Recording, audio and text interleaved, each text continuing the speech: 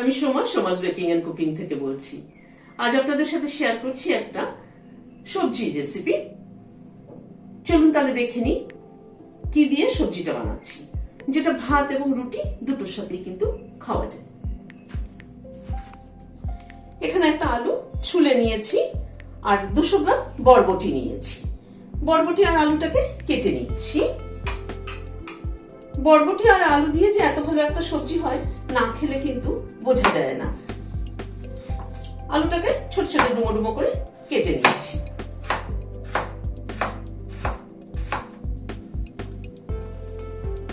আলুটাকে এরকম ডুমো ডুমো করে কেটে নিলাম। এবার বরবটিটাকে কেটে নিচ্ছি। বরবটিটাকে এরকম সাইজ করে কেটে নিচ্ছি। এভাবে বরবটিটাকে কেটে নিচ্ছি। বরবটি আর আলুটাকে কেটে নিলাম। এবার এটাকে সাইডে সরিয়ে রাখছি। একটা গ্রাইন্ডিং জার নিলাম। গ্রাইন্ডিং জারে 1 টেবিল চামচ পোস্ত দিলাম, 1 টেবিল চামচ চারমগজ দিলাম, 2টো কাঁচা লঙ্কা দিয়ে দিলাম। দিয়ে অল্প একটু জল দিয়ে এটার একটা পেস্ট তৈরি করে নিচ্ছি। গ্যাসে একটা কড়াই বসালাম। সরষের তেল দিচ্ছি।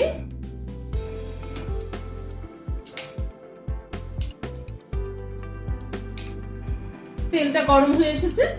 আলুটা প্রথমে দিয়ে দিলাম। আলুটাকে আমি একটু বয়েল করে নিয়েছি।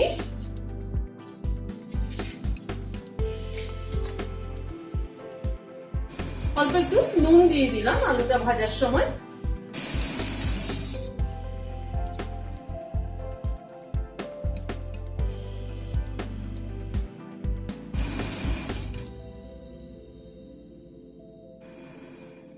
আলুটাকে ভালো মতো লাল করে ভেজে নিলাম। যেহেতু আমি আলুটাকে সেদ্ধ করে নিয়েছি সেই জন্য আলুটাকে ভেজে তুলে নিচ্ছি। তা না হয়তো তরকারির সাথে কিন্তু আলুটা যদি একবারে সোমবার দিয়ে বসাতাম তাহলে কিন্তু গলে যেত। ওই তেলে যেটুকু তেল আছে তাতে আরেকটু সরষের তেল অ্যাড করছি। একটা শুকনো লঙ্কা ফোড়নে দিই, 1/2 চামচ 5 ফোড়ন দিলাম। গ্যাসের ফ্লেমটাকে কমিয়ে 5 ফোড়ন আর শুকনো লঙ্কাটাকে একটু ক্র্যাক করিয়ে নিচ্ছি যাতে ফোড়নের সুগন্ধটা দেয়।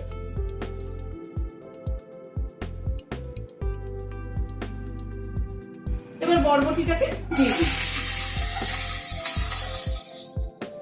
1/2 চামচ নুন দিয়ে দিলাম। পরিমাণ মতো হলুদ দিয়ে দিলাম। নুন হলুদ দিয়ে বরবটিটাকে একটু নাড়াচাড়া করে নিচ্ছি।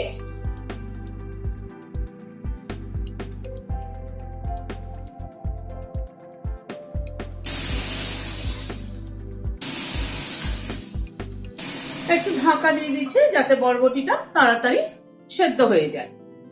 বরবটিটা কুক হতে হতে একটা পেঁয়াজ কেটে নিচ্ছি।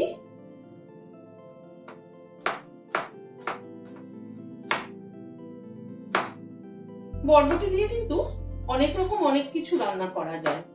পেঁয়াজটাকে কেটে নিলাম। মিনিট 2-3 মতো বরবটিটা ঢাকা ছিল, ঢাকাটা খুললাম।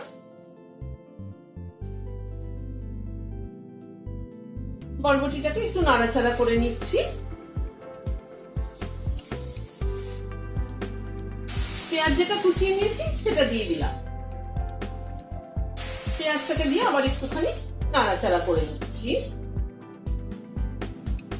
পেঁয়াজটা কিন্তু ফোড়নের সময়ও দিতে পারতাম, কিন্তু ফোড়নের সময় দিলে পরে একরকম টেস্ট হতো, আবার এই এখন দিলে পরে সেটা কিন্তু আরেক রকম টেস্ট। এখন পেঁয়াজটা কিন্তু ভাজা হবে, বাট খুব একটা কিন্তু ভাজা হবে না। পেঁয়াজটাকে দিয়ে জাস্ট মিনিট খানেক একটু নাড়াচাড়া করে নিলাম। পেঁয়াজটা কিন্তু খুব হালকা ভেজেছি। এবারে মশলার পেস্টটা দিয়ে দিলাম। কন্টেনারটার মধ্যে একটু জল দিচ্ছি, দিয়ে কন্টেনারটা ধুয়ে দিয়ে দিলাম। এবারে মশলাটাকে দিয়ে ধীরে ধীরে কষিয়ে নেব।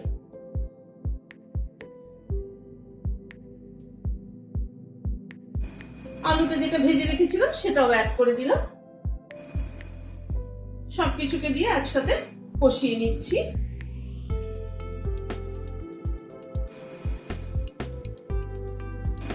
চামচ চিনি দিয়ে দিলাম।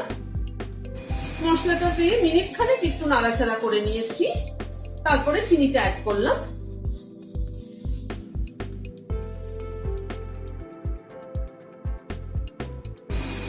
পোস্ত চারমগজ বাটাটা আরো মিনিট 2 মতো নাড়াচাড়া করে নিলাম।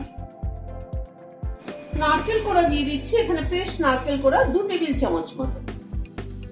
পোস্তটা কষানো হয়ে এলে কিন্তু নামানোর আগটা দিয়ে নারকেল কোড়াটা দিতে হবে। আর এই 2টো কাঁচা লঙ্কাতে চিড়ে দিলাম মাঝখান থেকে, যাতে ফ্লেভারটা ভালো মতো আসে। রান্নায় কিন্তু কখন কিভাবে মশলা ব্যবহার করছি তার উপরে কিন্তু রান্নার টেস্ট নির্ভর করে। নারকেল কোড়া আর কাঁচা লঙ্কাটা দিয়ে জাস্ট একটু নাড়াচাড়া করে নিলাম, নিয়ে গ্যাসটা বন্ধ করে দিচ্ছি, দিয়ে ঢেকে দিচ্ছি স্ট্যান্ডিং টাইম 5 মিনিট। এটা যেমন ভাতের সাথেও খাওয়া যায়, তেমনি কিন্তু রুটির সাথেও খাওয়া যায়।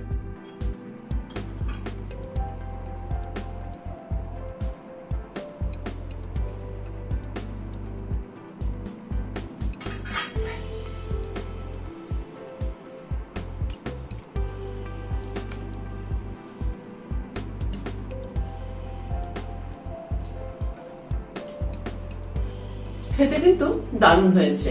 পেঁয়াজটা অ্যাড করাতে আমার মনে হয় বেশি ভালো লাগছে। পেঁয়াজের একটা ফ্লেভার খুব সুন্দর লাগছে কিন্তু, আর নারকেল কোড়াটা মুখে পড়ছে, খুব ভালো লাগছে। আপনারা ওইভাবে বানিয়ে দেখবেন, কেমন লাগলো আমাকে কমেন্ট বক্সে জানাবেন। ভালো লাগলে একটা লাইক এবং সাবস্ক্রাইব করার অনুরোধ রইল। আজ তাহলে এখানে শেষ করছি। নমস্কার।